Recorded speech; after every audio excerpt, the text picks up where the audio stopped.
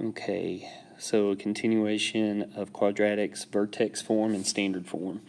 So real quick, let's review what is vertex form again. We look at this, y equals a times x minus h, quantity squared, plus k is vertex form. And we're going to look in this lesson, standard form is ax squared plus bx plus c.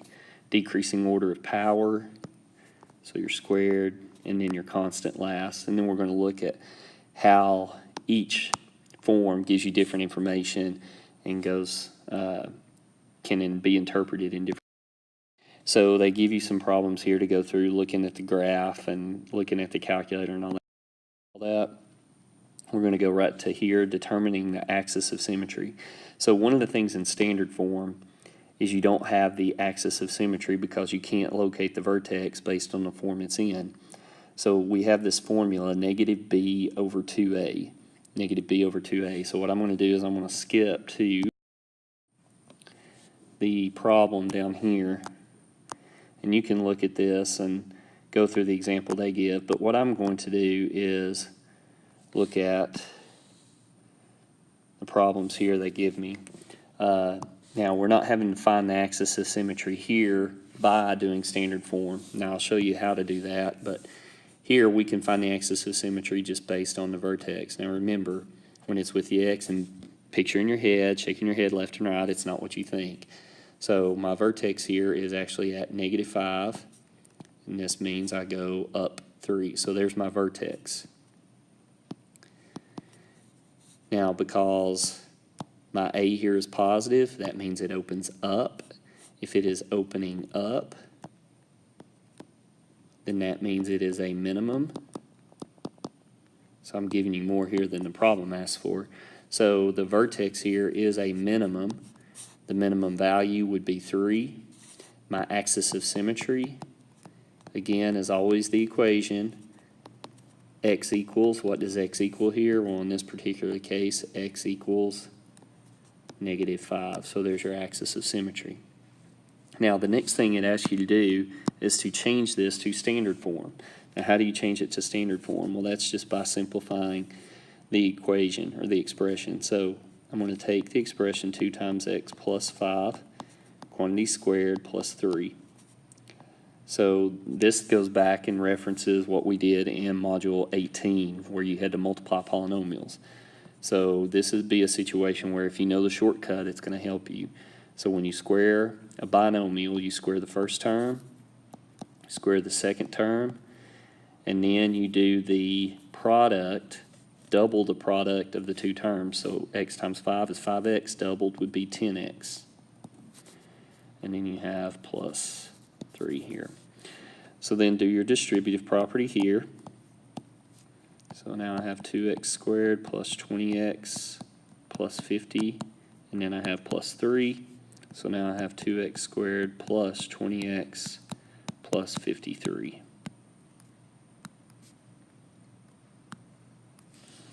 So there would be the standard form for that quadratic, and you can see it's quite a bit different than the vertex form.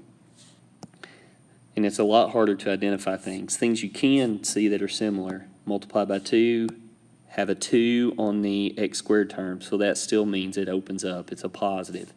So that's something that is similar. Because it's multiplied by 2, it's going to be stretched, vertical stretch, by a factor of 2. Now, how about finding the axis of symmetry? Well, let's find the axis of symmetry now using the formula negative b over 2a based on the standard form. So what is b? B is 20. So I have negative 20 over 2 times what is a? A is 2.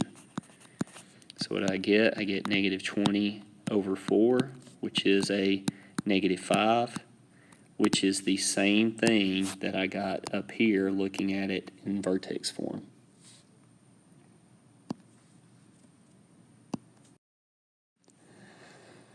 So writing the quadratic function given a table of values. So again, this is learning how to write what the function is based on value. So again, I'm going to skip the example they've worked out for you. And what I'm going to do immediately here and do one of the year term problems. So how do you find the quadratic function? Okay, first thing I'm going to do is I'm going to use the vertex form.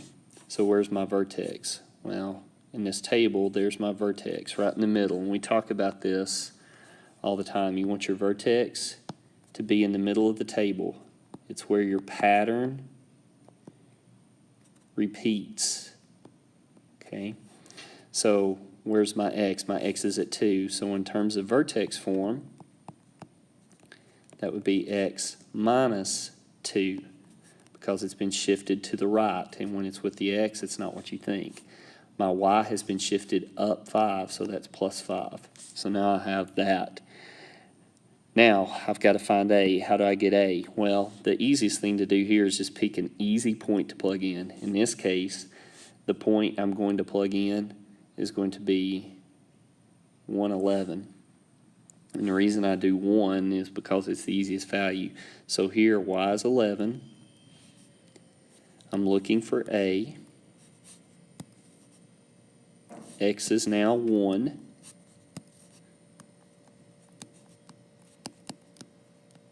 So now I can figure out what a is. So I have 11 equals a times -1 squared plus 5. So 11 equals a times, now again, this is 1. Please, please, please put negatives in parentheses on your calculator, plus 5. So what am I going to do? I'm going to subtract 5 from both sides. And when I do that, I get 6 is equal to a. So now I have the vertex form of the equation. Y equals 6 times x minus 2 squared plus 5. And then it says rewrite in standard form. So now I have to go through and I've got to multiply all that. So I do, again, if you know the shortcut, which makes it much, much easier to do here, you go ahead and square that. So now I have 6 times x squared minus 4x plus 4. If you don't know that, then do Punnett square, distributive, FOIL, something of that nature. Distribute your 6, so you get 6x squared minus 24x plus 24 plus 5. Combine your like terms. Now I have 6x squared minus 24x plus 29. So now I have it in standard form.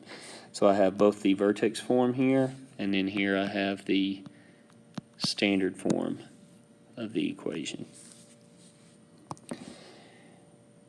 So going on, writing a quadratic function given a graph. How do you do this? Very, very similar. The only difference is now you have, there's your vertex, so 0, 25. There's your new point that you plug in for your x and your y to solve to get your. So again, they have an example here to do that you can work through. What I'm going to do is do the year term problem here. Now, in this one, the vertex is at 1, 1. So I have, now they use f of x. I'm just going to use y. But you can put f of x if you want to. So x minus 1, because it's moved to the right, and then plus 1, because it's moved up. Then I take the point that they give me, which is 3, -3, so I plug those in. So y now is -3, x now is 3, and then I go ahead and simplify this. So I get -3 equals, that's going to be 2 squared is 4, so I have 4a plus 1. Subtract 1 from both sides, so I get -4 is 4a. So then that means -1 is a.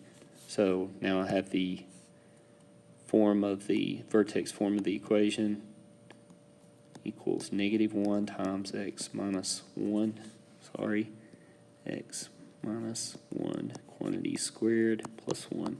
Now make sure your answer makes sense. This should be a negative. Why? Because my parabola is opening downward. So if it's opening downward, it has to be a negative. So let's do the next one down here. And the reason I want to change it up or do this other one is because now we have one that is not a full parabola. The reason, because of the context of the problem. It talks about the nail's height above the ground based on time. Well, time can't be negative, and your height is coming down because a roofer drops the nail, so the nail is coming down until you get to 0. So it's only graphed in the first quadrant. Understand the context of problems. Again, we're going to do it the exact same way. I'm going to use y again instead of f of t, so y equals a times t, or you could do, let's just do x, okay? X minus 0, there was no shift horizontally, because x here is 0, plus 45. Then I'm going to take the value of the points, 129, and plug that in. So y is 29, x is 1, and then you're just simplifying all that and solving it. And if you do so, you get negative 24 is a.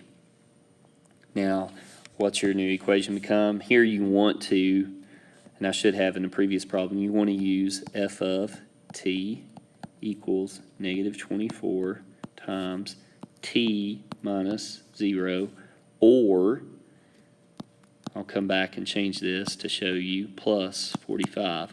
That would be it. Or what you could also do is this right here. You could just put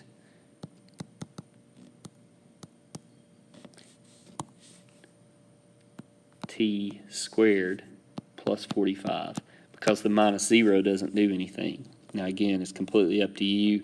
The vertex form may help you in terms of graphing.